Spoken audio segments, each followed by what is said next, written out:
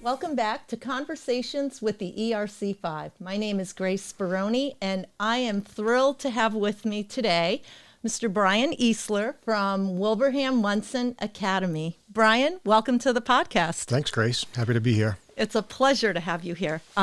Always excited to talk about WMA, Wilbraham Monson Academy.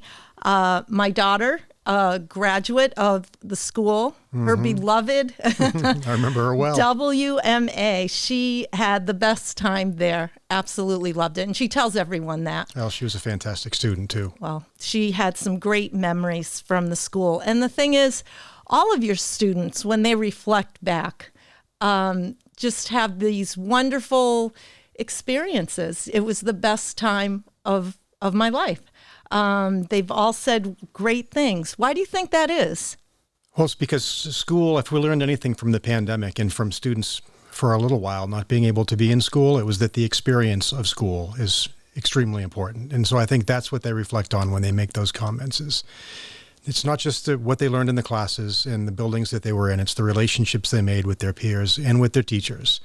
And because we're a boarding school, our program is 24/7, so even for day students, the campus is always open, so to speak. And so they can come back to the school in the evenings, on the weekends, their teachers are there, their coaches are there, the program never really stops. So it's a much more vibrant experience than is even possible in a day school environment.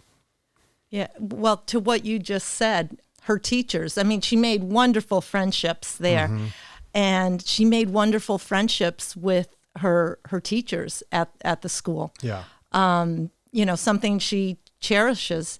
And she went to Mount Holyoke, and I thought this was phenomenal. Mrs. Kelly came up to visit her at Mount Holyoke. She was on a bike ride and just happened to be in the area and stopped by and connected with Marissa. I mean, how special is that? Yeah, that's fantastic. Again, it really was a magical place. And the classroom size. Yeah, I mean, our classes usually top out at about 14 students, and so it really gives our faculty members a chance to focus on each student and their learning, their particular learning. And to that point, you have like small classrooms, and in Marissa's travels, she would call me. And one time she was in Italy, she was in Rome, and she goes, "You're not going to believe who I saw here." And I don't know what I was expecting, but it was someone from WMA. And she's like, "What do you think the chances are?"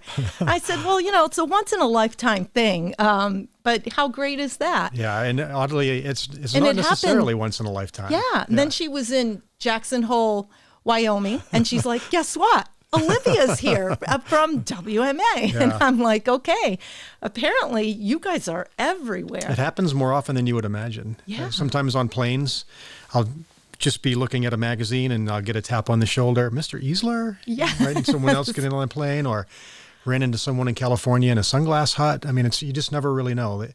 It's a small school, but we've been in operation for so long, 217 years. There are 8,000 alumni spread all over the world. So with the magazines, the school magazines that get published, people get familiar with a lot of faces and with a lot of people. And so the connections are vibrant and frequent. Yeah. Your alumni do a great job of staying in touch. Yeah, they do. I think. So tell me about the global school. What does that mean?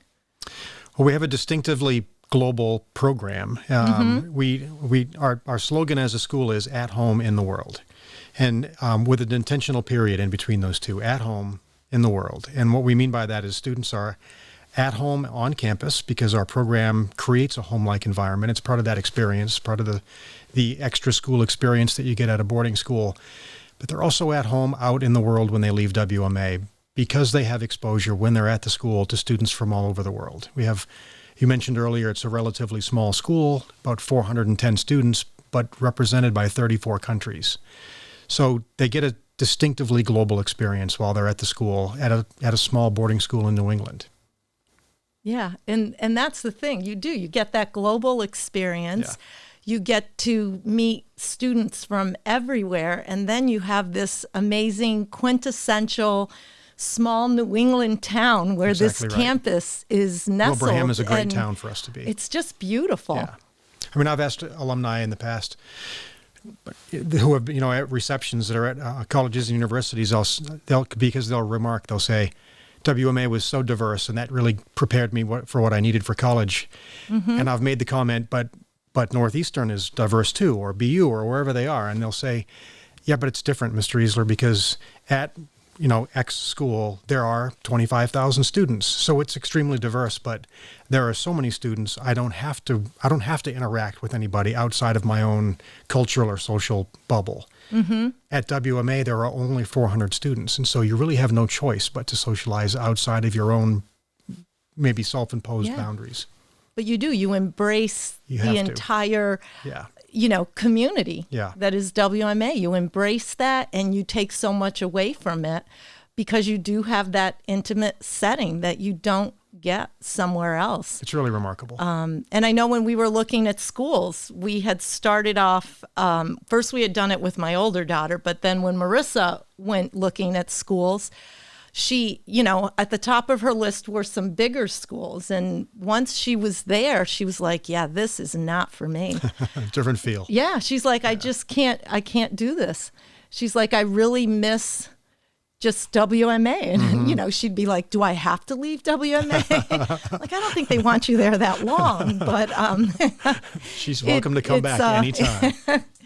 Careful, you may just find she's going to come knocking on your door. But yeah, again, it's a reflection on the wonderful community that you have created there. Yeah. And the curriculum. Tell us a little bit about that. It's also a broad-ranging curriculum for such a small school. I mean, it's in many ways, it's a traditional and rigorous college preparatory curriculum, what you would expect from a private school with a college preparatory focus. But we also have a couple of niche programs that you wouldn't necessarily expect. We have an economics program that is far beyond what you would find in any other high school setting. We call it the CEF program, but that stands for the Center for Economics, Entrepreneurialism, and Finance. And most of it takes place out of a distinctive facilities feature we have on campus. We are the only high school we know of in the country that has a trading floor on campus. Wow. And so that's a big draw for any student who has an interest in the world of economics, finance, stock trading, the stock market. We don't teach students how to day trade, but we do believe institutionally that students should learn by the time they leave high school how to see the world through the lens of economics. It doesn't mean that they have to be a banker or a financier, but they should be able to understand how the world works through the lens of finance. And so that program itself is extremely distinctive. We also have an additional program in STEM, in science, technology, engineering, and mathematics, which is now housed in our brand new 5,000 square foot STEM lab in the lower level of Matter and Science building, which is, wow. I wish I could get down there more often and play on the equipment myself. We've got a full bank of 3D printers and laser cutter and a wooden composite shop, a CNC lathe and a CNC mini mill. It's just, it's unbelievable the resources the students have now. Well, I think this is awful. I can't remember when my own child graduated, but I think it was like 2002, 4, sure something like that. Later.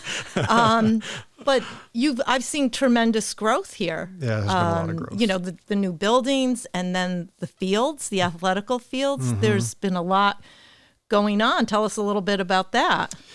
Yeah, there's a lot of momentum. You're right, and it's been building since. Well, it's building on the foundation that former heads of school and former administrations and boards created for us, the foundation that they created. But really, in the early 2000s is when things really started to change. And that's when we started the CEF program and we got the trading center. And that's also when we did the renovation of our athletic facilities. So new gym and fitness facility, new locker rooms, rubberized track, turf field, that all sort of started in the early to mid 2000s. And then really for us, facility-wise, it has culminated a little bit with the iLab because we constructed that during COVID. But just prior to COVID, or actually finishing the spring that COVID hit, we did the brand new $6 million Athenaeum, which is functionally a library, but it's much more than that for us. It's more of a community space on campus. And that's the new building that you see with all the glass right in the middle of the campus. And momentum is generated further progress soon on campus. I can't really talk about it right now, but there'll be some big changes on campus in the next 3 to 5 years. All right, so I'm going to jot that down. We need to have you come back again, when you can talk to us about that. It'll be very exciting. So you mentioned PG. Mm-hmm. Students as early as middle school, right? Yeah, we go from 6th grade to PG, and PG year, in case people are unfamiliar with that, it's a postgraduate year. Mm-hmm. Some students desire an extra year of high school. Usually, it's to get looks from schools from colleges and universities that may not have paid them as much attention as they wanted during the regular admission cycle, so they can do one additional year of high school after they've graduated from their high school to get more attention. And to get that little extra boost that they wanted to get into the school that they were really looking at. We start at 6th grade. In the middle school, we have boarding students starting in the 8th grade. We have a middle school dormitory. And then the upper school is roughly half and half boarding and day. Okay. Fantastic. It is a wonderful place, and I encourage people It's remarkable. I'm fortunate to be there. To reach out to you. Well, we're fortunate to have you with us. I mean, it's now a little over 20 years. Just finishing my 25th year. Yeah. Okay, so not as head. Time flies. Time does fly. It does fly, and I'll let you know how it goes after the next 25 years. I don't have any intention of going anywhere. Like I said, we'll have you back. We'll check in yearly with you to see how things are going. Good. So that we stay on top of things over at the Academy. There'll be a lot happening, so that could be useful. Very excited about that. So for our audience, someone who may be looking at maybe the middle school or for high school for their children, what's the best way for them to get in touch with you? The easiest way is through the website, wma.us. And if they send a message to the web manager, or they can either go in specifically to admission or into one of the other departments, or simply send a message to the web manager, and that information gets divvied out by that person to whoever needs to see it. It's the fastest and easiest way to get to us. Okay. That sounds terrific.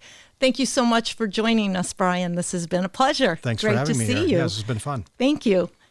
And thank you to our audience for watching this episode. If you'd like more information on how you could be a guest on Conversations with the ERC5, go to our website and you can sign up there. And I encourage you to visit downtown Wilbraham. Check out the Academy, and just a stone's throw away from the Academy, you can see our beautiful Stonegate studios. So visit Main Street Wilbraham and see what's happening down here. Thank you for joining us.